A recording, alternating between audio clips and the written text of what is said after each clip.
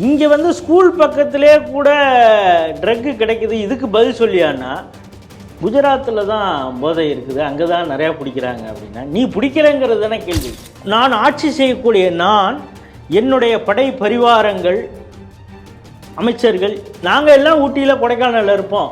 பொதுமக்கள் நீ இங்கே வந்துடாத, அதுக்காகத்தான் இ பாஸா அப்படிங்கிறது எனக்கு தெரியல. இஸ்லாமிக் டெரர், பயங்கரவாதிகள் இல்லை, அதுக்கப்புறம் தமிழ் தேசியம்னு பேசக்கூடிய அந்த வகையில் வந்து இலங்கைக்கு ஆதரவாக செயல்பட மீண்டும் எல்டிடி புனரமைக்க வேண்டும் என்பதற்காக ஆயுத பயிற்சியில் ஏற்படுகிற இந்த கூட்டம் எல்லாத்தையும் கண்காணிக்கக்கூடிய ஒரு வகையில் இருக்க வேண்டும். சரி, இது போல் 2 லவர்ஸ் போவாங்க, அவங்களுக்குள்ளார பிரச்சனை வரும், ஏதாவது தற்கொலை நடக்கும். இதை போய் இதோடு சேர்த்து ஏன் சார் இதை போய் லவ் ஜிகாத்துன்னு சொல்லணும்? ஏன்னா அந்த பையன் இஸ்லாம்ங்கிறதுனால இதை நீங்கள் லவ் ஜிகாத்துன்னு சொல்கிறீங்களா அப்படின்னு சில பேர் கேள்வி கேட்கலாம். எப்போவுமே வினை விதைத்தவன் வினையை இருப்பானுங்கிறது மாதிரி, எப்பொழுது நீங்கள் ஒரு நாட்டில் இருக்கக்கூடிய பயங்கரவாதிகளுக்கு உங்கள் நாட்டில் அடைக்கலம் கொடுத்து அவர்களுக்கு ஆதரவாக இருக்கிறீர்களோ, உங்கள் நாட்டிலேயே அவங்க ஒரு நேரத்தில் பயங்கரவாத செயலில் ஈடுபடுவார்கள்.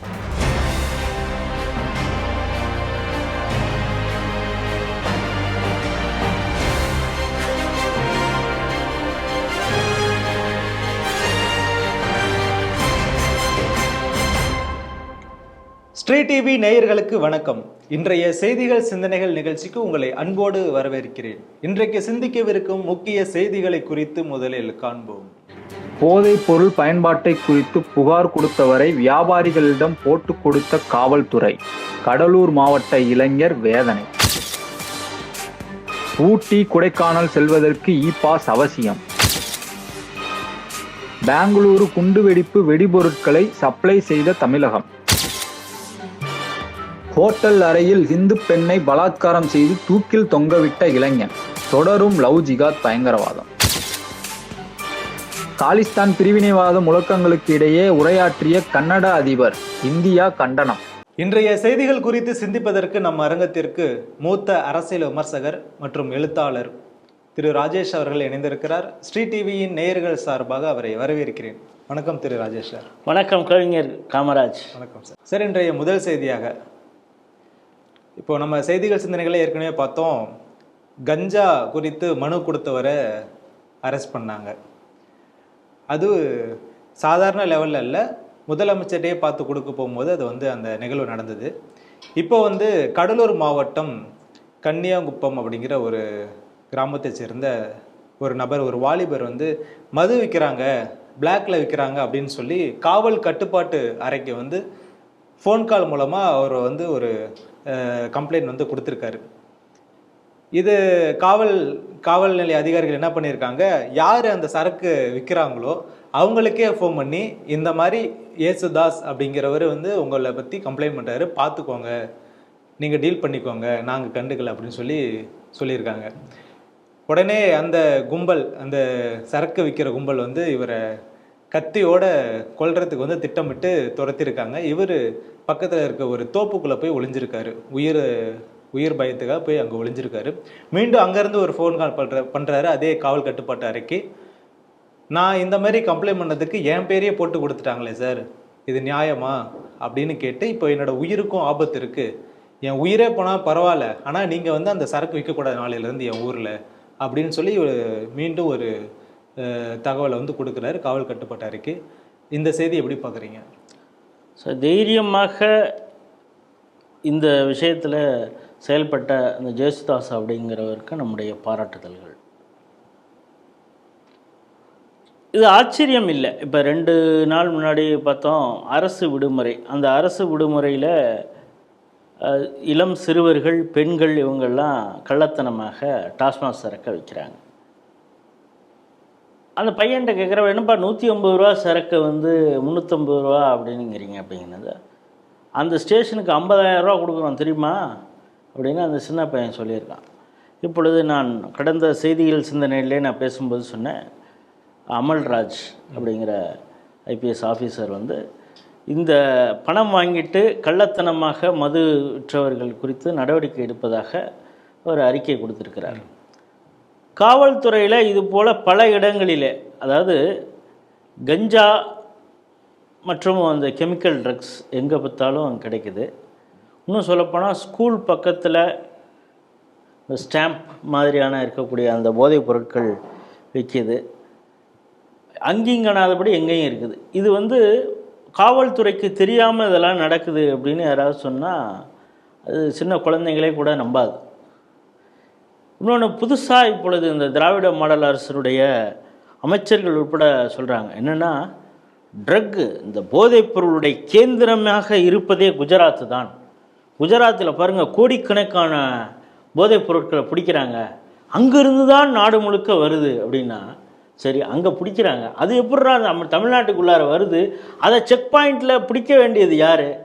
அங்கேயாவது பாகிஸ்தான்லேருந்து திருட்டுத்தனமாக போட்டில் கடத்திட்டு வர்றதை அங்கே கைது செய்கிறாங்க, பிடிக்கிறாங்க. இங்கே வந்து ஸ்கூல் பக்கத்திலே கூட ட்ரக்கு கிடைக்குது, இதுக்கு பதில் சொல்லியான்னா குஜராத்தில் தான் போதை இருக்குது, அங்கே தான் நிறையா பிடிக்கிறாங்க அப்படின்னா நீ பிடிக்கிறேங்கிறது தானே கேள்வி. இங்கே வந்து 2 கஞ்சா வேட்டை 1.2, 2.0, 3.0, 4.0க்கு இப்போ வந்துட்டாங்க. அது மட்டும் இல்லை, விழிப்புணர்வு பிரச்சாரங்கள் நாங்கள் என்னென்னமோ பண்ணுறோம் அப்படின்லாம் கதையாக புதுசாக சொல்கிறாங்க. ஆனால் மது இருக்கிறார்கள், கஞ்சா இருக்கிறார்கள் அப்படிங்கிற ஒரு தகவலை சொன்னால் அவனையே யார் விற்கிறானோ அவனையே போட்டு கொடுக்கக்கூடிய அந்த விஷயம், அந்த அளவிற்கு காவல்துறை இறங்கியிருக்கு. இந்த காவல்துறை யாருடைய கட்டுப்பாட்டில் இருக்குது?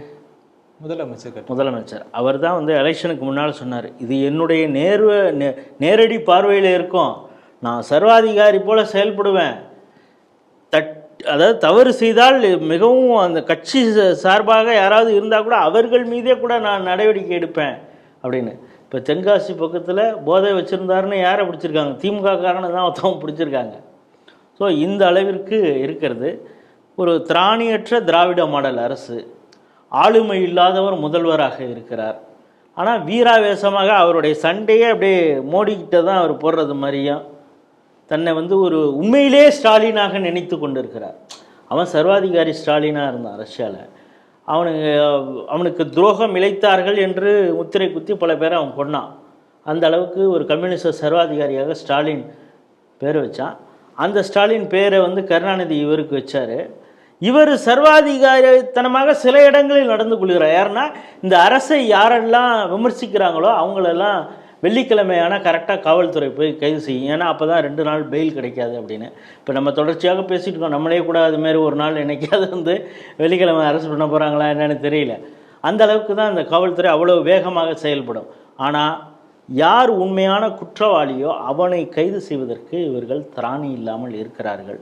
காரணம் நான் திரும்பவும் சொல்கிறது தான், ஆளுமை இல்லாத ஒரு முதல்வர் இருக்கிறார், அவருடைய கட்டுப்பாட்டிலே காவல்துறை இருக்கிறது. இந்த கடந்த ஒரு வாரமாக நடக்கக்கூடிய சம்பவங்கள்லாம் பாருங்கள். ஒவ்வொரு மாவட்டம், ஏதோ ஒரு மாவட்டம் சென்னையில் ஏதோ அங்கங்கே நடக்குதுங்க அப்படின்னு சொல்ல முடியாது. கன்னியாகுமரியிலே தொடங்கி இங்கே இருக்க உள் மாவட்டங்கள் வரை எல்லா இடத்துல, கன்னியாகுமரியில் பார்த்தீங்கன்னா படுத்திருக்கிறாரு ஒருத்தர், போதையில் அவரை வந்து அவர் வச்சுருக்கிற பணத்தை பிடிங்கிட்டு போகிறான். பெட்ரோல் பங்க்கில் பெட்ரோல் போட சொல்லிவிட்டு அந்த கல்லால் இருக்கிற பணத்தை திருடிட்டு போகிறானுவான்.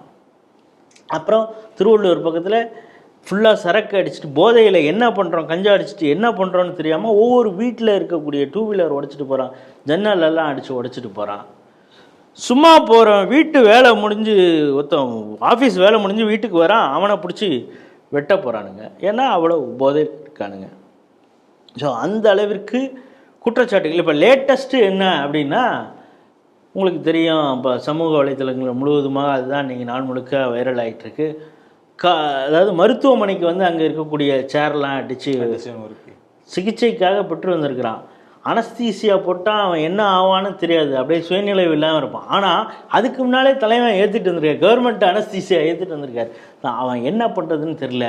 அதாவது மருத்துவமனைங்கிறது பலரும் சாதாரண மக்கள் அங்கே வந்து சிகிச்சை பெறுவதற்காக வரக்கூடிய இடத்துல, அங்கே கவர்மெண்ட் ஹாஸ்பிட்டல்லையே அங்கே ஒன்று இங்கே ஒன்று ஏதோ டேபிள் சேருன்னு இருக்கும், அதையே அவன் அடித்து உடைக்கிறான். நர்ஸுகள்லாம் கதறி ஓடுறாங்க. எந்த அளவிற்கு இங்கே வந்து மது ஆறாக ஓடுகிறோம். சாதாரணமாக எலெக்ஷனில் பாலாரும் தேனாரும் ஓடும் நாங்கள் ஆட்சிக்கு வந்தாம்பாங்க. இந்த திராவிட மாடல் ஆட்சியில் வந்ததுக்கப்புறம் டாஸ்மாக் சரக்கு தேனாரும் பாலாரும் போல் ஓடிக்கிட்டுருக்கு. ஆனால் இந்த கனிமொழி அவர்கள் தான் சொல்லுவாங்க, இளம் விதவைகள் தாலி இருக்கிறாங்க, அதுக்கு காரணம் இந்த சரக்கு தான், டாஸ்மாக் தான், நாங்கள் வந்தால் முதல் கையெழுத்தை போட்டு அதையெல்லாம் தூக்கிடுவோம் அப்படின்னாங்க. பிறகு அவங்க ஆட்சிக்கு வந்த பிறகு அவங்கள்ட்ட நாங்கள் தேர்தல் வாக்குறுதியில் அப்படி சொல்லி, ஏன் மைக்கை நீட்டி நீ தானே பேசுன நீட்டி முளைக்கி, தேர்தல் வாக்குறுதியில் சொல்லலையே அப்படின்னா, இதே விஷயத்தை இப்பொழுது முதல்வராக இருக்கிறவரும் சொன்னார். இன்னும் சொல்லப்போனால் பெரும்பாலான சரக்குகள் இவங்களுக்கு வேண்டப்பட்டவர்களோ இல்லை இவர்களுடைய பினாமியோ நடத்தக்கூடிய ஃபேக்ட்ரியிலேருந்து தான் டாஸ்மாகே சப்ளை ஆகிட்டுருக்கு. அதனால் அதையெல்லாம் இவங்கள் மூடுவதற்கு தயாராக இல்லை. அந்த சேல்ஸு குறையறதுக்கு யாரா காரணம்னா, இப்போ நீங்கள் சொன்னீங்க ஜேசுதாஸ் மாதிரி ஆள் ஏண்டா கள்ளத்தனம். ஒரு நாள் நாங்களே இந்த அரசு விடுமுறையில் நாங்கள் விட்டுருக்கோம். மகாவீர் ஜெயந்தின்னா ஒரு இது, திருவள்ளுவர் பிறந்த நாள்னா அது டாஸ்மாக் மூடுறது, மே 1 அப்படின்னா மூடு, காந்தி ஜெயந்தின்னா டாஸ்மாக். இந்த ஒரு நாள் டாஸ்மாக் மூடுறதுனால எங்களுக்கு எவ்வளவு லாஸ் வருது தெரியுமா? அதை ஈடுகட்டுறதுக்காக நாங்கள் கள்ளத்தனமாக விற்றுக்கிட்டு இருந்தால் அதை நீ போட்டு குடிக்கிறியா அப்படின்னு கோவப்பட்டு, அது மதுவிலக்கு தீர்வையினே ஒரு மினிஸ்டர் உண்டு, அதுதான் இவர் செந்தில் பாலாஜியில் இருந்தவர். இப்போ அதெல்லாம் தடுக்க வேண்டியவர்கள் இப்போ என்ன பண்ணுறாங்கன்னா, இது கள்ளத்தனமாக விற்பது, அதாவது சாதாரணமாக டாஸ்மாக்கு டார்கெட் வச்சு இவங்க விற்றுக்கிட்டு இருக்காங்க, அது ஒரு பக்கம் போயிட்டுருக்கு. தாலியாக இருக்கக்கூடிய அந்த விஷயம் ஒரு பக்கம் போயிட்டு இருந்ததுன்னா, கள்ளத்தனமாக விற்பதற்கும் அந்த கள்ளத்தனமாக விற்பதற்கு ஆதரவாகவும் அவர்களுக்கு எதிராக நிற்கக்கூடியவர்களே மிரட்டக்கூடிய வகையிலே காவல்துறை செயல்படுகிறது. மணல் அள்ளுறான், மணலை அள்ளக்கூடாதுன்னு சொல்கிறவன் மேலே டிராக்டர் ஏற்றி கொள்கிறான். மணல் அள்ளுறவனுக்கு ஆதரவு, ஏன்னா இவங்களே தான் சொல்கிறாங்க 11 மணிக்கு ஆட்சிக்கு வந்தால் 11:05 திருடலான்னு. ஸோ இது எல்லாமே இவங்க அரசு உடைமையாக ஆக்கிட்டாங்க. திருட்டுத்தனம் பண்ணுறதையே அது லீகலைஸாக பண்ணதுனால தைரியமாக இது போல் செய்கிறார்கள். காவல்துறை திருந்த வேண்டும், ஏன்னா அவர்கள் தான் மக்களுக்கு பாதுகாப்பாக இருக்க வேண்டியது. ஆனால் அவர்களே இப்படி இருந்தால் மக்கள் வேறு யார்கிட்ட போய் இதை இப்போ சொல்ல முடியும் அப்படிங்கிற ஒரு சூழல் இருக்கிறது. சர்வாதிகாரியின் ஆளுமைக்கு கீழே இருக்கக்கூடிய காவல்துறை, சாதாரணமாக கருணாநிதி அப்போ சொல்லுவார், காவல்துறை இது மாதிரி லா அண்ட் ஆர்டர் ப்ராப்ளம் வந்துருச்சுன்னு வச்சுங்க, ஈரல் கெட்டு விட்டது, அதாவது காவல்துறையை அவர் ஈரலோட கல்லீரலோடு சுற்றுவார், அது கெட்டு விட்டது அப்படிம்பாரு. இப்போ சர்வாதிகாரியுடைய ஆட்சியில் அந்த ஈரல் கெட்டுடுச்சோ அப்படின்னு மக்கள் நினைக்கக்கூடிய அளவிற்கு அவர்களுடைய செயல்பாடு இருக்கிறது அப்படிங்கிறது தான் நம்முடைய பார்வை. கோடை காலம் தொடங்கிருச்சு. முதல்வர் கூட ஓய்வு பயணமாக இப்போது அங்கே கொடைக்கானலுக்கு தான் இப்போ முகாமிட்டுள்ளார். ஸோ எல்லாருமே இப்போ கொடைக்கானல் பக்கம்தான் எல்லாருடைய பார்வையும் இப்போ திரும்பி இருக்குன்னு சொல்லலாம். இந்த டைமில் ஏற்கனவே இந்த கோடையில் பார்த்திங்கன்னா அங்கே ரொம்ப கூட்டம் அதிகமாகவே தான் இருக்கும், சுற்றுலா பயணிகள் நிறைய பேர் வருவாங்க. ஸோ அதை முன்னிட்டு இப்போது சென்னை உயர்நீதிமன்றம் ஒரு அறிக்கை ஒன்று கொடுத்துருக்காங்க. அதாவது அங்கே திண்டுக்கல் மற்றும் நீலகிரி மாவட்ட ஆட்சியர்களுக்கு இனிமேல் யார் அந்த கொடைக்கானல் பக்கம் வந்தாலும் பாஸ் கட்டாயம் அப்படின்னு ஒரு கட்டாயமாக்கப்பட்டு அது அறிவுறுத்தப்பட்டிருக்கு. குறிப்பாக உள்ளூர் மக்களுக்கு அது தேவையில்லை, ஆனால் வெளியூரில் இருந்து வர எல்லாருக்கும் அதை நீங்கள் கட்டாயம் ஆக்கணும், இதை இந்திய லெவலில் இது பிரச்சாரப்படுத்தணும், அதிகமாக இதை தெரியப்படுத்தணும் அப்படின்னு சொல்லி ஒரு உத்தரவு ஒன்று கொடுத்துருக்கு. இந்த செய்தி எப்படி பார்க்குறீங்க? ஏன் பாஸ் அப்படிங்கிறது நமக்கு புரியல. ஏன்னா அது மக்களுடைய கூட்டத்தை குறைப்பதற்கா அப்படி தான் சொல்கிறாங்க. அதாவது தேசம் முழுக்க சுற்றுலாத்தலமாக பல இடங்கள் எதெல்லாம் சுற்றுலாத்தலமோ அதை மேம்படுத்த வேண்டும். அங்கே உள்ளூர் மட்டுமல்ல வெளிநாடுகளிலிருந்தும் சுற்றுலா பயணிகள் வர வேண்டும். அதன் மூலம் இந்த தேசத்துடைய பொருளாதாரம் முன்னேற வேண்டும் அப்படிங்கிறது தான் மத்திய அரசுக்கு ஒரு குறிக்கோள் இருக்குது. இன்னும் சொல்லப்போனால் இப்பொழுது ஆன்மீக சுற்றுலா என்பதையும் அடுத்த லெவலில் எடுத்துகிட்டு போகணுன்னு நினைக்கிறாங்க. குறிப்பாக இந்த அயோத்தியா கோயிலெலாம் கட்டிய பிறகு பெரிய அளவிலே ஆன்மீக சுற்றுலாவாக உயர்த்தப்பட வேண்டும் அப்படிங்கிறது தான் மத்திய அரசுடைய நோக்கமாக இருக்கிறது. இன்னும் சொல்லப்போனால் பல தமிழகத்திலே கூட பல கோயில்கள் ஏஎஸ்ஐ கட்டுப்பாட்டில் இருக்குது. அந்த கோயிலெலாம் கூட சுற்றுலாத்தலமாக மேம்படுத்துவதற்கான பல முயற்சிகள் நடந்து கொண்டு இருக்கிறது. ஆனால் சுற்றுலாத்தலமாக இருக்கக்கூடிய ஒரு இடத்துல மக்கள் வருவதற்கு எதுக்கு பாஸ் அப்படிங்கிறது தெரியல. ஆனால் அவங்களுக்கு நல்லா ஞாபகம் இருக்கும், சீனாவிலிருந்து தோன்றிய ஊஹான் வைரஸ், அதாவது COVID-19, அதனால் உலகமே ஸ்தம்பித்தது. இதை கட்டுப்படுத்துவது எப்படி அப்படின்னு ஒவ்வொரு நாடுகளும் தலையை பிச்சுக்கிட்டு இருக்கும் பொழுது தைரியமாக இந்தியா போன்ற ஒரு ஜனநாயக நாட்டிலே தைரியமான ஒரு முடிவை பிரதமர் நரேந்திர மோடி அறிவித்தார். 21 நாள் லாக்டவுன்லாம் அறிவித்தது அவங்களுக்கு தெரியும். அந்த லாக்டவுன் இதில் பல ரெஸ்ட்ரிக்ஷன்ஸ் இருந்தது. ஹாஸ்பிட்டல்ஸ்க்கான எமர்ஜென்சி வாகனங்கள் மட்டும் போக்குவரத்து போகலாம், மற்ற இதெல்லாம் பல ரெஸ்ட்ரிக்ஷன்ஸ் இருந்தது. அதைத்தான் இவர்கள் இந்த திராவிட மாடல் இப்பொழுது இருக்கக்கூடியவர்கள் எதிர்க்கட்சியாக இருக்கும் பொழுது என்னவெல்லாம் கிண்டல் செய்தாங்க தெரியும். வீட்டிலே அடைத்து வைத்தால் இது கோவிடு போயிடுமா, அதுக்கப்புறம் அந்த தட்டில் பெல் அடிக்கிறது மாதிரி அடிச்சிட்டா முன்கள பணியாளர்களுக்கு மரியாதை செலுத்த வேண்டும்னு மணி அடிக்க வேண்டும்னு பிரதமர் சொல்லும் பொழுது மணி அடித்து கோவிடை விரட்டுறாங்க அப்படின்லாம் கிண்டல் பண்ண அந்த விஷயத்தெல்லாம் பார்த்தோம். அந்த லாக்டவுன் டயத்தில் இவங்க என்னென்னலாம் மீம்ஸ் போடுறது, என்னென்னலாம் கிண்டல் பண்ணாங்கன்னு தெரியும். அதாவது ரெஸ்ட்ரிக்ஷன்ஸ், அதாவது அந்த நோய் தொற்று பரவுவதை தடுப்பதற்காக முன்னெச்சரிக்கை என்னென்ன செய்ய வேண்டும் என்று WHO அறிவுறுத்தியதின் பெயரில் நடவடிக்கைகள் எடுக்கப்பட்டது. அதை கிண்டல் செய்தால் அப்பொழுது எதிர்க்கட்சியாக இருந்தவர்கள் இப்போ என்னடான்னா பாஸ் வழங்கணும் அப்படின்னு கோர்ட்டு சொல்லுது. மாவட்ட ஆட்சியாளர்கள் இதை முன்னெடுக்க வேண்டும்ங்கிற ஒரு சூழல் வரும் பொழுது எதனால் அப்படின்னு நம்ம பார்க்குறோம். இப்போ உங்களுக்கு தெரியும், அயோத்தியாவில் ராமருக்கு மிக பிரம்மாண்டமான ஆலயம் அமைக்கப்பட்டது தெரியும். இது 500 ஆண்டுகளுக்கும் மேற்பட்ட வரலாற்று, அதாவது போராட்ட வரலாறு. இது கனவாக இருந்தது. நம்மளுடைய வாழ்நாளில் இப்படி ஒரு கோயிலை நம்ம பார்ப்போமா அப்படின்னு ஒவ்வொரு இந்துக்களுக்கும் இருந்தது. அப்படிப்பட்ட நேரத்தில் மிக பிரம்மாண்டமான ஆலயம் எழுப்பப்பட்டது. அப்படின்னா மக்களுக்கு எப்படிப்பட்ட ஒரு உணர்ச்சி வெள்ளம் அவர்கள் மனதில் எழும். உடனடியாக நம்ம சாவரத்துக்குள்ளார ஒரு தடவையாவது அந்த ராமன் அல்லாவை போய் பார்த்துடணும், ராமர் பிறந்த இடத்துலையே ராமரை வைத்து நம்ம ஒரு தடவை போய் பார்த்துடணும் அப்படின்னு எத்தனை பேருக்கு தோணும். அதனால் எல்லாரும் அதனால தான் மத்திய அரசு கூட பல இடங்களில் சிறப்பு ரயில்லாம் விட்டதெல்லாம் நம்ம பார்த்தோம்.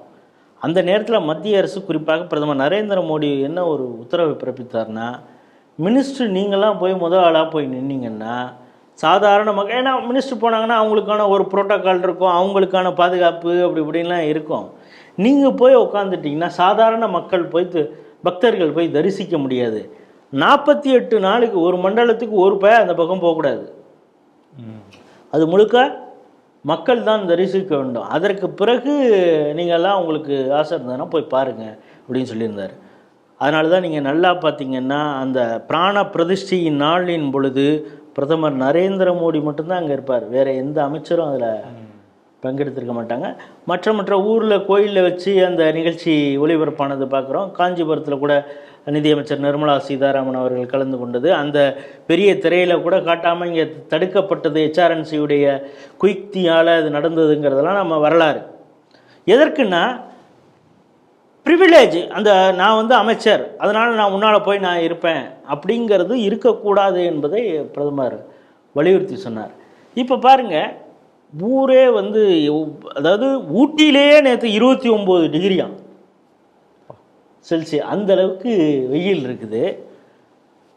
நான் ஆட்சி செய்யக்கூடிய என்னுடைய படை பரிவாரங்கள், அமைச்சர்கள், நாங்கள் எல்லாம் ஊட்டியில் கொடைக்கானலில் இருப்போம். பொதுமக்கள் நீ எங்கே வந்துடாத, அதுக்காகத்தான் பாஸா அப்படிங்கிறது எனக்கு தெரியல. நாங்கள் கொஞ்சம் லேவிஷாக இருக்கிறோம். என்ன இப்போ அமைச்சர் வராரு, கட்சியிலே தலைவர் யாராவது ஒருத்தர் மாவட்டத்தில் லெவல்லையோ இல்லை அமைச்சரோ வராருன்னா அவர் மட்டும் போய் போகிறதில்ல, அவர் குடும்பம் மட்டும் பர்சனலாக போகிறதில்ல, அவருடைய படை பரிவாரங்கள், அவர் கீழே இருக்கக்கூடிய ஒன்றியம், வட்டம், தலைவரோட கெத்து காட்டுறதுக்காக நானும் போகிறேன்டான்னு இவனும் கிளம்பிப்போம். இது மாதிரி சொல்லி இவங்க எல்லாம் அங்கே டம்பாயாச்சு. ஊட்டியிலையும் கொடைக்கானல்லையும் சாதாரண மக்கள் அங்கே போக முடியாத ஒரு சூழல். இந்த நெருக்குதலை குறைப்பதற்கு தான் இப்பொழுது பாஸா அப்படிங்கிறது நம்முடைய கேள்வி. அங்கு தேசிய மாடல், அதாவது திராவிட மாடல் தேசிய மாடலுக்கு நீங்கள் புரிஞ்சுக்கிறதுக்கு வித்தியாசத்துக்கு தான் நான் முதல்ல அது சொன்னேன். அயோத்தியில் கோயில் கட்டி பிராண பிரதிஷ்டை முடிந்த பிறகு 48 நாட்களுக்கு எந்த அமைச்சரும் செல்லக்கூடாது, உங்களுக்கு அதில் ப்ரிவிலேஜ் கிடையாது, பக்தர்களுக்கு தான் என்று சொன்ன தேசிய மாடல் மோடி. இது இங்கே திராவிட மாடல்னா இந்த கோடை காலத்தில் என்ஜாய் பண்ண வேண்டியது நாங்கள், பொதுமக்கள் நீ எல்லாம் பொறுமையாக வா. ஏன்னா நான் மாலத்தீவுக்கு போகலான்னு இருந்தேன், அதை இந்த சங்கி பயிலு எல்லாரும் சோசியல் மீடியாவில் எழுதி என்னை நான் வேறு வழி இல்லாமல் இப்போ நான் கொடைக்கானல் ஊட்டிக்கு வந்திருக்கிறேன், அதுக்கு நீ தாண்டா அனுபவிக்கணும் அப்படின்னு ஒரு தண்டனையா அப்படிங்கிறது நமக்கு தெரியல. ஆகவே இந்த தேசிய மாடல் திராவிட மாடல் புரிஞ்சுக்கங்க. கோவிட் நேரத்தில் லாக்டவுனுக்கும் ரெஸ்ட்ரிக்ஷன் ஆஃப் மூமெண்ட்டுக்கும் கிண்டல் செய்தவர்கள் இப்பொழுது நம்ம ஊட்டிக்கு போகிறதுக்கு கொடைக்கானல் போகிறதுக்கு பாஸ் அப்படிங்கிற ஒரு சூழல் வந்திருக்கிறத நினச்சா நமக்கே ஆச்சரியமாக இருக்கிறது. இதுதான் திராவிட மாடல். பெங்களூரு ராமேஸ்வரம் கஃபே குண்டுவெடிப்பு, அடுத்தடுத்து 2 குண்டுகள் வெடிக்கப்பட்டது. அதில் இந்த கடை ஊழியர்கள் முதற்கொண்டு ஒரு 10 பேர் காயமடைந்தாங்க. இந்த செய்தி வந்து ஒரு மிகப்பெரிய ஒரு தாக்கத்தை ஏற்படுத்தியது. அது மட்டும் இல்லாமல் அந்த பயங்கரவாதிகளை எண்ணெய் அதிகாரிகளை கைது செய்து விசாரிக்கும் பொழுது பல திடுக்கிடும் விஷயங்கள் வந்து தெரிய வந்தது. அவங்களோட நோக்கமே பார்த்தீங்கன்னா சும்மா சாதாரணமாக அந்த கஃபேயில் போய் குண்டு வெடிக்கணும், அங்கே குண்டு வைக்கணும் அப்படின்றது இல்லை. அந்த கஃபேயை சுற்றி உள்ள எல்லா ஐடி கம்பெனிகளிலும் குண்டு வச்சு தகர்த்தணும் அப்படின்னு சொல்கிறது தான் அவங்களோட ஐடியா. ஆனால் அது ஒரு கட்டத்துக்கு மேலே அது முடியாமல் போகவே தான் அந்த கஃபேயில் தான் அந்த மக்கள் எல்லாம் வராங்க, அந்த ஐடி ஸ்டாஃப்ஸ் எல்லாம் வராங்க. ஸோ நம்ம அதை ஏன் பயன்படுத்தக்கூடாதுன்னு அங்கே வந்து இவங்க இது பண்ணுறாங்க. இப்போது அந்த வெடிப்பொருட்கள் தயாரிப்பதற்கு தேவையான அந்த எல்லா பொருட்களுமே ஒவ்வொரு இடத்துல வாங்கும் பொழுது சென்னையில் அதிகப்படியான அதுக்கான பொருட்கள்லாம் வாங்கியிருக்காங்க அப்படிங்கிறது தெரிய வந்திருக்கு. இங்கேருந்து வாங்கிட்டு ஒரு டிஃபன் பாக்ஸில் வச்சு அதை அங்கே எடுத்துகிட்டு போய் அதுக்கப்புறம் தான் அங்கே அதை வந்து வெடிக்க வச்சுருக்காங்க அந்த பயங்கரவாதிகள். என்ஐஏ அதிகாரிகள் 2 பேரை கைது செஞ்சாங்க. அதில் முக்கியமாக தீர்த்தஹள்ளி, அந்த சிவமோகா மாவட்டத்தில் இருக்கக்கூடிய தீர்த்தஹள்ளி அப்படின்ற ஒரு ஊரில் மூசவேர் உசேன் சாஜிப் அப்படிங்கிறவரும் அப்துல் மதீன் தாஹா அப்படிங்கிறவரும் தான் 2 பேரும் தான் முக்கியமான பயங்கரவாதிகள். இவர்கள் யார் அப்படின்னா 2022 குக்கர் குண்டு வெடிப்பில் மூளையாக செயல்பட்டவர்கள் அப்படின்ற ஒரு விஷயமும் தெரிய வந்திருக்கு சார். இந்த செய்தி எப்படி பார்க்குறீங்க? இந்த வெடி விபத்து சம்பந்தமாக அதில் ஈடுபட்டவர்கள் குறித்து ஏற்கனவே நம்ம ஸ்ட்ரீட் டிவியில் விரிவாக பேசியிருக்கிறோம். இன்னும் சொல்லப்போனால் இந்த இருவருக்கும் உதவியாக இருந்தவர்கள் இவர்கள் மூளையாக செயல்பட்டது என்னென்னா, நம்ம அம்பத்தூரில் பாடி சுரேஷ் அவர்கள் கொலை செய்யப்பட்ட அந்த தாக்குதலில் இருந்தவர்கள். அவர்களோடு அதிலிருந்து ஜாமீனில் வெளியில் வந்தவன் தான் கன்னியாகுமரி களியக்காவியில் எஸ்எஸ்ஐ வில்சனை கொலை செய்தான். அந்த எஸ்எஸ்ஐ வில்சன் கொலை வழக்கிலேயும் இவர்களுக்கு தொடர்பு உண்டு அப்படிங்கிறது சேர்த்து நாம் பார்க்க வேண்டியதாக இருக்கிறது. அதாவது ஏதோ ஒரு இடத்துல உணர்ச்சி வசப்பட்டு இவர்கள் கொண்டு வச்சிட்டாங்க அப்படிங்கிறதெல்லாம் இல்லை. எல்லாமே திட்டமிட்டு செய்யப்படப்படுறது. ரிப்பீட், ஏதோ உணர்ச்சி வசப்பட்டு கொண்டு வைக்கிறாங்க அப்படிங்கிறது இல்லை. இவர்கள் எல்லாமே திட்டமிட்டு தான் செய்கிறார்கள் அப்படிங்கிறதுக்கான மிகச்சிறந்த உதாரணம் ஒன்று. ஏன் தமிழகத்தில் ப்ரொக்யூர் பண்ணாங்க அப்படிங்கிறது தான் உங்களுடைய கேள்வி. ஏன்னா நாம் பலமுறை சொல்லியிருக்கோம், தமிழகம் தாலிபானாக மாறிக்கொண்டு இருக்கிறது. அதற்கு இங்கே இருக்கக்கூடிய அரசியல் கட்சிகளும் எல்லா வகையிலும் ஒரு உதவிகரமாக நேரடியாகவும் மறைமுகமாகவும் செய்து கொண்டு இருக்கிறார்கள் அப்படிங்கிறத பார்க்குறோம். கோயம்புத்தூரில் குண்டுவெடிப்பு நடந்தது, கார் தற்கொலை குண்டுவெடிப்பு நடந்தது. குண்டுவெடிப்பு நடந்தவுடனே இப்போது வரை என்ன சொல்லிகிட்டு இருக்காங்க, அது வந்து ஒரு சிலிண்டர் வெடிப்பு, ஏதோ ஒரு விபத்து நடந்தது போல் இப்போது வரை சொல்லி கொண்டு இருக்கிறார்கள். ஆனால் என்ஐஏ வந்த பிறகு தான் அது முழு விசாரணை செய்து இது வந்து ஐஎஸ்ஐஎஸ் மாடலில் நடந்த ஒரு தற்கொலை குண்டுவெடிப்பு, அந்த குண்டுவெடிப்புக்கு சிலிண்டரை பயன்படுத்தியிருக்கிறார்கள். ஓகே, அதுதான் அவர் அந்த குண்டு வெடிப்புக்கு முன்னால் எப்படி உடம்பெல்லாம் ஷேவ் பண்ணிவிட்டு எப்படியெல்லாம் ஐஎஸ்ஐஎஸ்ஸில் ஒரு மாடல் ஒரு தற்கொலை குண்டு வெடிப்பை நிகழ்த்துவதற்கு முன்பாக என்னெல்லாம் முன் தயாரிப்புகள் செய்வார்களோ அதையெல்லாம் செய்து கொண்டு தான் அவன் அந்த பயங்கரவாதி குண்டு வெடித்தான் அப்படிங்கிறது பார்க்குறோம்.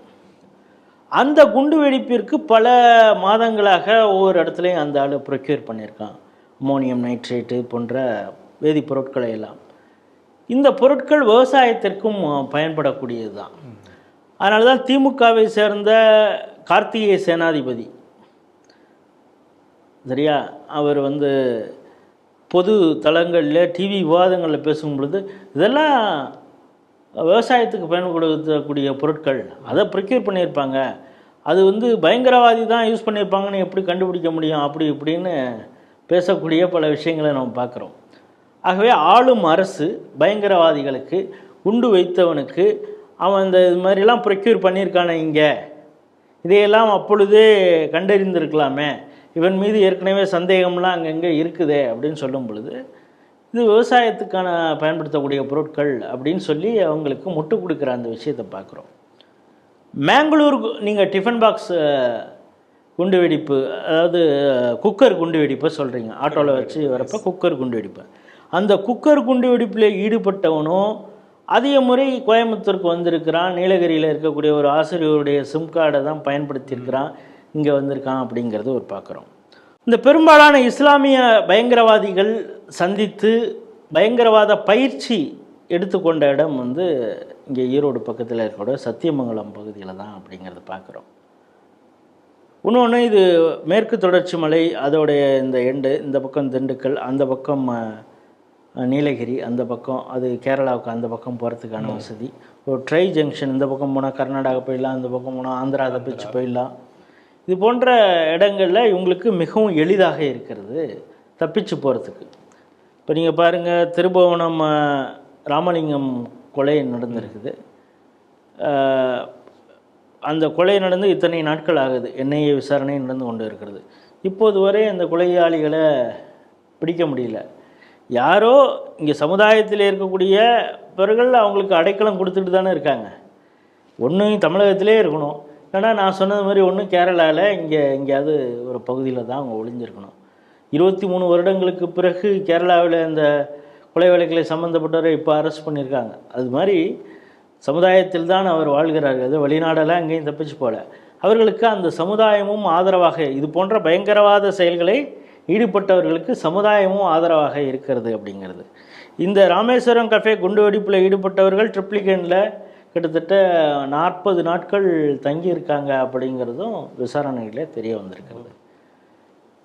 இங்கே இருக்கக்கூடிய அரசியல் சூழல் இப்போ பாருங்கள், கோயம்புத்தூரில் 1998 குண்டு வெடிப்பு நடந்தது. அந்த குண்டு வெடிப்புக்கு காரணமானவர்கள் பிரைம் அக்யூஸ்டு, அவங்களை வெளிவிடுவதற்காக, முன்விடுதலை செய்வதற்காக அவங்களுக்கு தூக்கு தண்டனை கிடைச்சது, பிறகு ஆயுள் தண்டனையாக குறைக்கப்பட்டது. அந்த ஆயுள் தண்டனையில் அனுபவித்து வரக்கூடிய இந்த நேரத்திலேயே அவங்களுக்கு நீண்ட கால பரோல், சில பேர்களை முன்விடுதலை செய்ய வேண்டும் என்பதற்காக இந்த அரசு எவ்வளவு எத்தனிக்கிறது.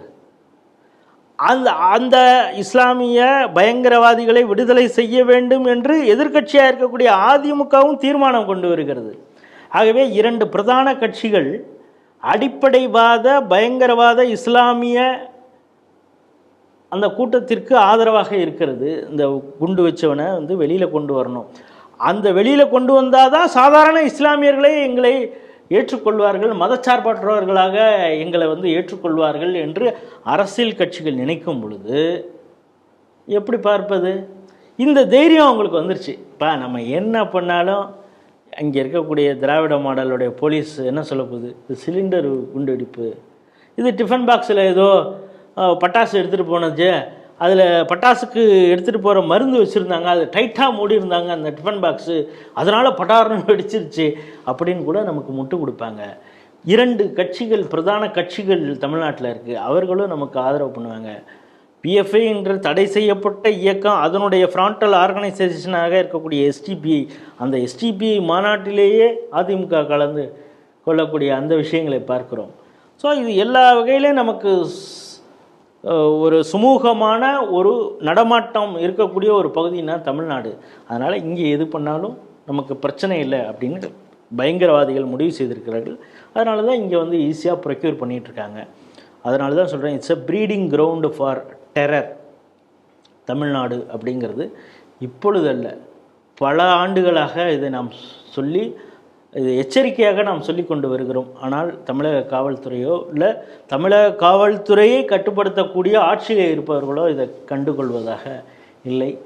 ஆகவே இனிமேலாவது நாம் திரும்ப அதான் சொல்கிறோம், மத்திய உள்துறை அமைச்சகம் இந்த பாதுகாப்பு குறித்து, எஸ்பெஷலி இந்த இஸ்லாமிக் டெரர் பயங்கரவாதிகள் இல்லை, அதுக்கப்புறம் தமிழ் தேசியம்னு பேசக்கூடிய அந்த வகையில் இலங்கைக்கு ஆதரவாக செயல்பட மீண்டும் எல்டிடி புனரமைக்க வேண்டும் என்பதற்காக ஆயுத பயிற்சியில் ஏற்படுகிற இந்த கூட்டம் எல்லாத்தையும் கண்காணிக்கக்கூடிய ஒரு வகையில் இருக்க வேண்டும். நேரடியாக அவங்களுடைய கட்டுப்பாட்டில் இதை வச்சுருக்கணும் மத்திய உள்துறை அமைச்சகம் அப்படிங்கிறது தான் நம்முடைய பார்வை.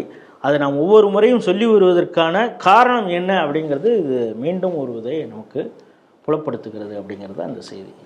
அங்கே இருக்க ஐடி நிறுவனங்களை ஏன் சார் டார்கெட் பண்ணணும்?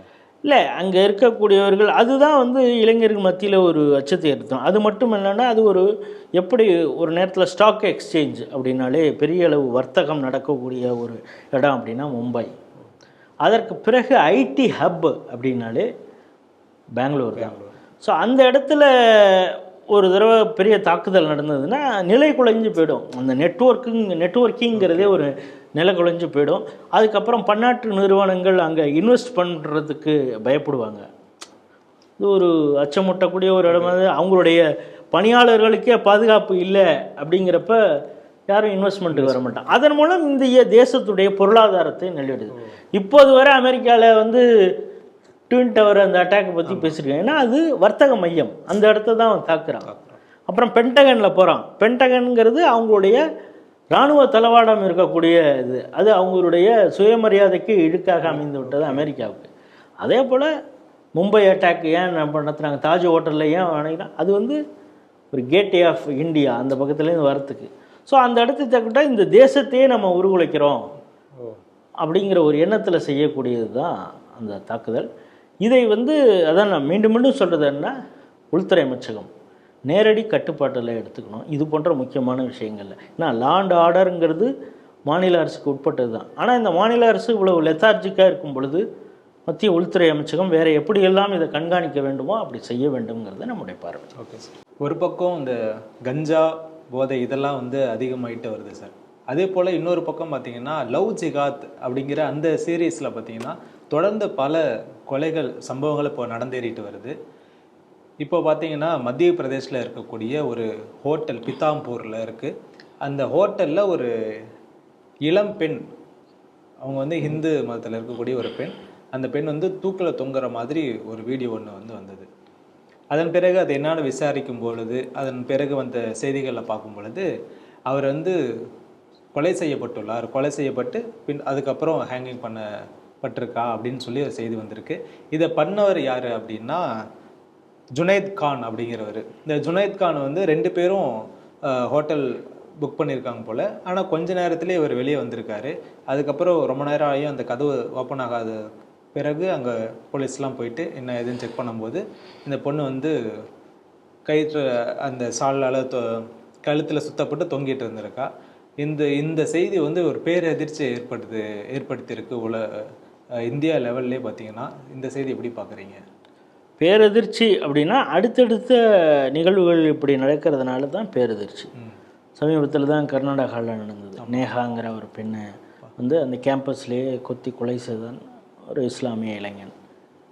அதற்கு அடுத்து அதே போல் கர்நாடகாவில் வந்து குடும்பத்தினர் முன்னாலேயே ரேப் பண்ணி அதை வீடியோ எடுத்து வச்சு மதம் மாற்றுவதற்காக அந்த பெண்ணுக்கு கணவன் மூலமாக 2 பேரும் மதம் மாறணும், இல்லைன்னா அந்த வீடியோ வெளியில் விட்டோம் அப்படின்னு மிரட்டின அந்த விஷயத்தையும் நம்ம பார்த்தோம்.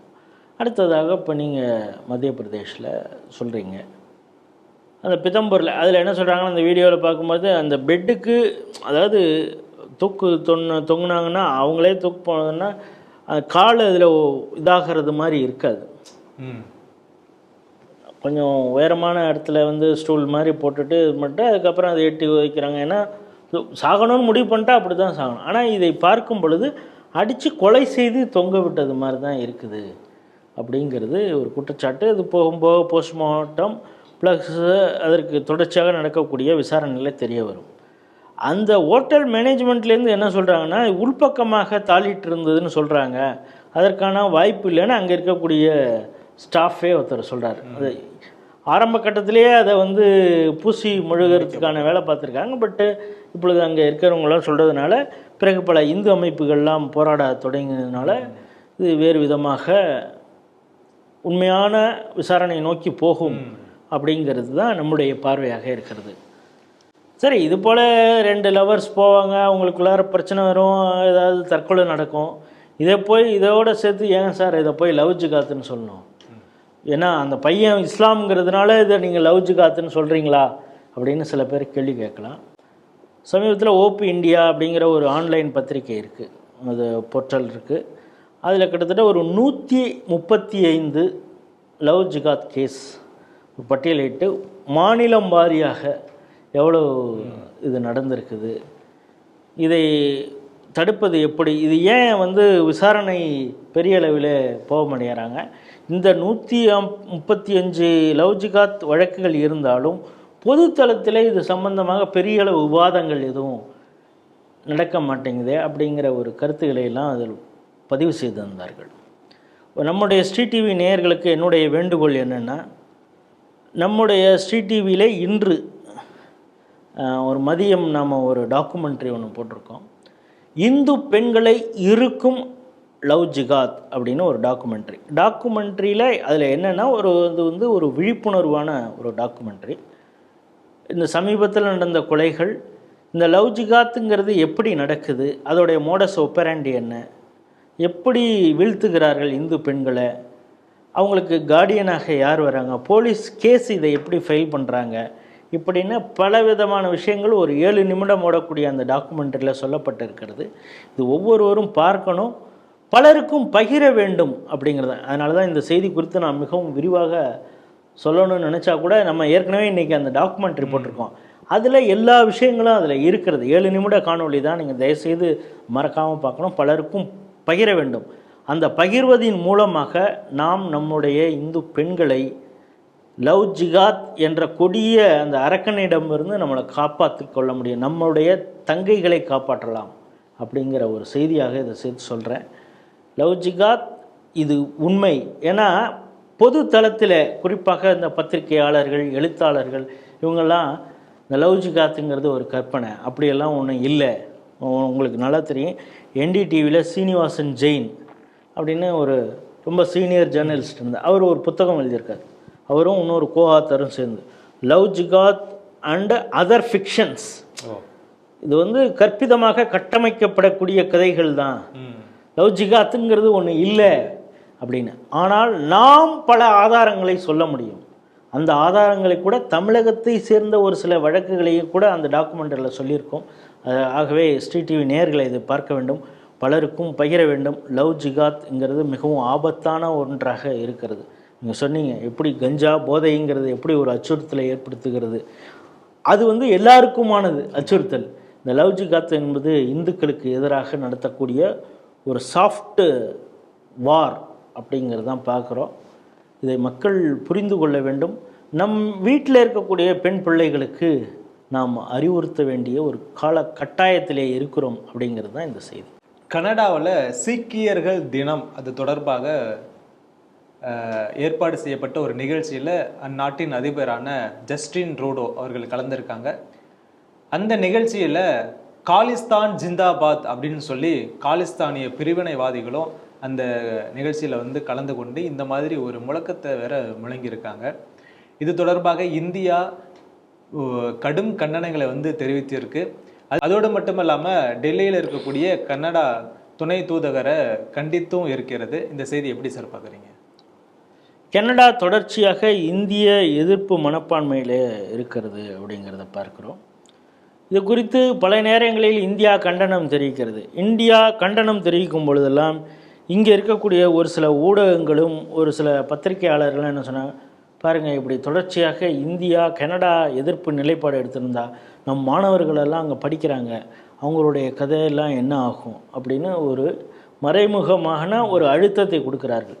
அதாவது இந்தியா தன்னை தற்காத்து கொள்வதற்காக ஒரு சில நடவடிக்கை எடுத்தாலே ஐயோ அங்கே படிக்கிற பையன்லாம் என்ன ஆவான் அப்படின்னா நாடு அழிஞ்சால் பரவாயில்லையா அப்படிங்கிற ஒரு கேள்வி எழுகிறது. இது ஒரு விதமான மறைமுகமான அழுத்தம், அவங்களுக்கு லாபியாக இருக்கிறது அப்படிங்கிறத நாம் சேர்த்து புரிந்து கொள்ள வேண்டும். சமீபத்தில் கூட பார்த்தா அங்கே இருக்கக்கூடிய ஒரு சீக்கிய பயங்கரவாதி நிஜார் அப்படிங்கிறவரை இந்தியாவை சேர்ந்த உளவுத்துறை அமைப்பு ஒரு ஆளை செட் பண்ணி அவனை போட்டு தள்ளிட்டாங்க அப்படின்னு.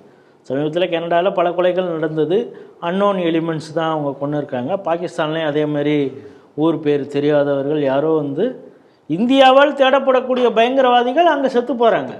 அதுக்கு எப்படி இந்தியா காரணமாக இருக்க முடியும்? பாகிஸ்தானே சொல்லுது அன்னோன், அவன் வந்து யாருன்னு தெரியல, எங்களுக்கு மர்மமான நபர் வந்து சுட்டுட்டு போயிடுறான் அப்படின்னு. அதுபோல் கனடாலேயும் சில சம்பவங்கள் நடந்தது. அதற்கு உடனே கனடா இந்தியாவுக்கு எதிராக பல குற்றச்சாட்டுகளை சொன்னது. அதை நீங்கள் ப்ரூவ் பண்ணுங்கள், ப்ரூவ் பண்ணால் நாங்கள் அதுக்கு சம்பந்தமாக நடவடிக்கை எடுக்கிறோன்னு. கனடாவிற்கு ஆதரவாக இதற்காக அமெரிக்காவிலிருந்தெல்லாம் வந்து இங்கே விசாரணை நடத்திவிட்டு போன அந்த விஷயங்கள்லாம் பார்க்குறோம். ஏன்னா ஒரு நாட்டுடைய பாதுகாப்பில் வந்து இன்னொரு நாடு தலையிடுவது வந்து ஏற்க முடியாது அப்படின்னு சொல்லிட்டு அங்கே இருக்கக்கூடிய செக்ரட்டரியே இங்கே வந்து வேறு ஒரு விஷயமாக இங்கே விஜயம் வந்தார். அதற்கு பிறகு இது சம்பந்தமாகவும் ஒரு பத்திரிகைக்கு கூட பேசி அந்த விஷயத்தையும் பார்க்குறோம். அவங்கள பொறுத்தளவு என்னென்னா வேறு ஒரு நாட்டுடைய பாதுகாப்பில் வந்து அவங்களுக்கு அச்சுறுத்தலாக இன்னொரு நாடு இருக்கக்கூடாது. ஆனால் அமெரிக்கா அப்படி செய்யலாம். அவங்க வந்து பெரிய எண்ணன், அதனால் அவங்க ஈராக்கில் போய் அவங்க அடிக்கலாம். ரஷ்யாவுக்கு எதிராக உக்ரைனுக்கு அவங்க ஆயுதங்களை விற்கலாம். பார்த்திங்கன்னா ஒரே நேரத்தில் அமெரிக்கா இஸ்ரேலுக்கு ஆயுதங்களை வைக்கிது, ஆனால் காசாவில் சண்டை போடாதங்குது. இப்போ அவங்க யாருக்கு எதிராக சண்டை போட இருக்காங்க? ஈரானுக்கு எதிராகவும் ஹமாஸுக்கு எதிராகவும் தான் இஸ்ரேல் போராடி கொண்டு இருக்கிறது. இஸ்ரேலுக்கு ஆயுதங்களை விற்கிறது ஒரு பக்கம், இன்னொரு பக்கம் ரஷ்யாவுக்கு எதிராக போராடக்கூடிய உக்ரைனுக்கும் ஆயுதத்தை விற்கிறது. ஆனால் அமெரிக்கா என்ன சொல்லுது? இன்னொரு நாட்டுடைய விவகாரங்களில் தலையிடக்கூடாதுன்னு மற்றவங்களுக்கு அட்வைஸு. இப்போ இந்த America, Canada, UK, Australia, New Zealand இந்த நாடுகள்லாம் சேர்ந்து ஒரு கூட்டமைப்பு வச்சுருக்காங்க. அங்கே வந்து அந்தந்த நாடுகள் அவங்களுடைய உளவு விஷயங்களில் வந்து மற்றொரு நாடு தலையிடக்கூடாது, பாதுகாப்பு அந்த விஷயத்தெல்லாம் பேசுகிறாங்க. இப்பொழுது இந்தியா பிரிவினை அடைய வேண்டும் என்ற கோஷத்தோடு செயல்படக்கூடிய ஒரு அமைப்பு தான் காலிஸ்தான். இந்த காலிஸ்தானிய பயங்கரவாத பிரிவினைவாதத்திற்கு எதற்கு கனடா ஆதரவு அளிக்க வேண்டும்? இன்னும் பார்த்திங்கன்னா கனடாவில் ஒரு சில பகுதிகளில் காலிஸ்தானிகள் வந்து இந்தியர்கள் இருக்கக்கூடாதுன்னு. எப்படி? இவனும் இங்கேருந்து போன சீக்கியம்தான் காலிஸ்தானி பயங்கரவாதத்துக்கு ஆதரவாக இருக்கக்கூடிய அவன் என்ன சொல்கிறான்? சாதாரண இந்தியர்கள் அங்கே இருக்கக்கூடாது, இது வந்து காலிஸ்தானிக்கு சம்பந்தப்பட்ட பகுதி, நீ அங்கே இருக்கக்கூடாதுன்னு அவங்க விரட்டியதையும், அங்கே இருக்கக்கூடிய இந்திய தூதரக அதிகாரிகளை மிரட்டக்கூடியதும், அவங்களுடைய மூமெண்ட்ஸை வந்து பொதுவெளியில் எழுதுறதும், இவர் வீடு இங்கே இருக்குது, இவருக்கு ஒரு ஒய்ஃப் இருக்காங்க, இவருடைய குழந்தைங்க இங்கே படிக்குது, அதாவது அவருடைய உயிருக்கு அச்சுறுத்தலை ஏற்படுத்தக்கூடிய வகையிலெல்லாம் செயல்பட்ட அந்த விஷயங்களையும் பார்க்குறோம். இப்படிப்பட்ட பயங்கரவாதிகளுக்கு இப்பொழுது அந்த நாட்டுடைய பிரதமர் ஜஸ்டின் ட்ரூடோ ஆதரவாக அந்த கூட்டத்தில் பேசியிருக்கிறார். அங்கே காலிஸ்தானி ஜிந்தாபாத்னு சொல்கிறாங்க. ஒரு நாட்டை பிளவுபடுத்த வேண்டும் என்ற நோக்கத்தோடு செயல்படக்கூடிய ஒரு பயங்கரவாத அமைப்பிற்கு, இந்த பயங்கரவாத அமைப்பு தான் வந்து விவசாய போராட்டத்திற்கு பின்னால் என்று செயல்பட்டது. இப்போ டெல்லி சலோன்னு சொல்லி டெல்லியை நோக்கி விவசாயிகள் போராட்டங்கிற பேரில் வந்தாங்க. அவங்களுடைய கோஷம் என்னவாக இருந்தது?